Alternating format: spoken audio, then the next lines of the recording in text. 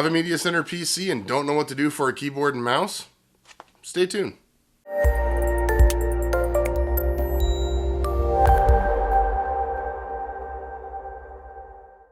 Okay guys, so I've struggled with this for a while. I have an ARC keyboard, I have a remote control that has like a little mouse thing on it, but neither of them have ever worked very well. I'm going to do an overkill media center build, which is going to be kind of crazy once you guys see it. I don't want to say anything yet, but it's going to be crazy. And I needed a keyboard and mouse to, at least when I put it in there, I can, boot up the system and get it into big screen mode, because I'm mostly just going to use it for playing games. It's the Logitech. And the reason is, it's the K400. The reason is it has the touchpad on there. And I find the touchpad a little bit easier to use than a trackball. It's also a little bit friendlier to type on. I actually wind up, keyboards this size, I tend to type on one-handed and hold with the other hand. So it's not the fastest typing experience for me, but it's more consistent and more accurate. One thing I don't like, I have a remote right now that I use, and it just it overshoots where you're going all the time. Like it's kind of an accelerated thing, and I just, the touchpad, you can just go to where you're going, double click, and you're ready to go. So let's go ahead and get this out, take a look, and maybe we'll tease you guys with a little bit more on the media center build coming. Okay guys, so I've been living on a prayer. No, I've been living with the K400r for about a month now. I've been using it on my media center PC. I've also been using it as the keyboard when I'm setting up a new system. It's very convenient just to plug this in. I don't have to worry about a keyboard and a mouse, and the touchpad's actually pretty good. I will say typing on it's not bad. I don't really like typing on it on my lap, but then again, I really haven't found a keyboard that is super comfortable if you have it on your lap, other than a laptop that has a lot of weight.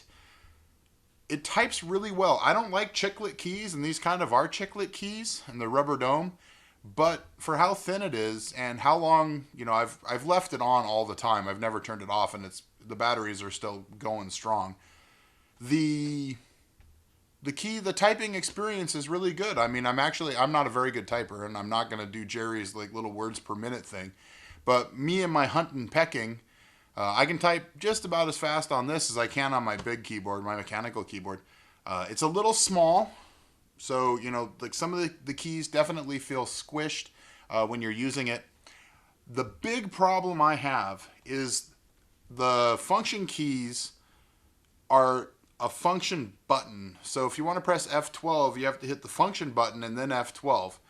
Instead of having the actual functions be a function and volume up.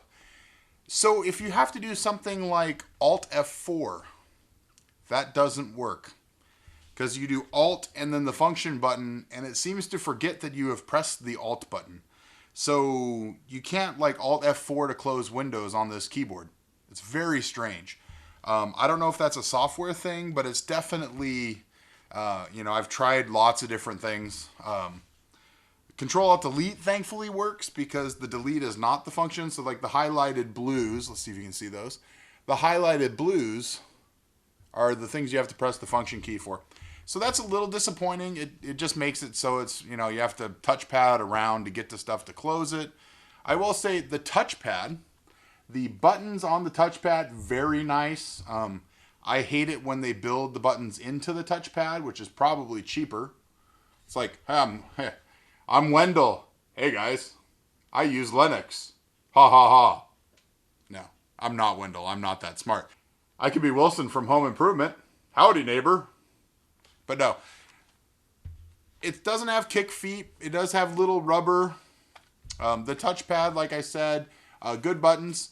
It has a little bit of room, so if your wrist or something is there, you're not bumping stuff. It is, for my fingers, and my fingers aren't very good on any kind of touch screens or touch pads, it's okay. It's adequate. There's times when, I'll be doing something and it just won't quite register right. The big thing I found, though, is if you have a 2.4 gigahertz, one of those little network dongles on the back of your machine, it will interfere with this. So be warned, if you're trying to use a Raspberry Pi and you want to use this keyboard, and you're also using, like one of those cheap little $10 USB network things, this, I did have problems with that to where I wouldn't get it to work. It works, just not well at all. A lot of stuttering, a lot of missed keys. So I would call that not working. Other than that, for the price, this thing is awesome. If you have a media center PC, I've tried lots of keyboards. This is going to be the one that stays with me on my TV computer. It's definitely easy to use. It's easy to type on. It stays pretty much wherever you sit it. It's very nice that the batteries are right in the middle of the top in the back. So it does give it a little extra weight. And it is pretty heavy. I mean, it's got a lot of flex, of course. But it actually does have some decent weight to it. And the nice thing there is it does stay in your lap when you're using the damn thing. So, like I said, would I recommend it? Absolutely, I'd recommend it. It's cheap, it types well, and it's good enough for, probably what you're going to use it for, which is either a mobile keyboard or something you leave sitting next to your couch so you can log into your Media Center PC. This is Tim for TimmyTechTV, guys. Make sure you check me out on social media. You can follow me on Twitter at TimmyTechTV. Also on Instagram, I am very affluent. No, I'm very active on both of them. At TimmyTechTV on Instagram as well. You can go to Facebook if that's more your thing, facebook.com/TimmyTechTV, or you can support us, amazon.TimmyTechTV.com. Guys, that helps more than you could possibly know. The size channel I am, there's stuff that, I just don't get sent, like SSDs and RAM and things along those lines that I need to build out machines to bring you guys results, and you guys have no idea how much it helps when you use that affiliate link.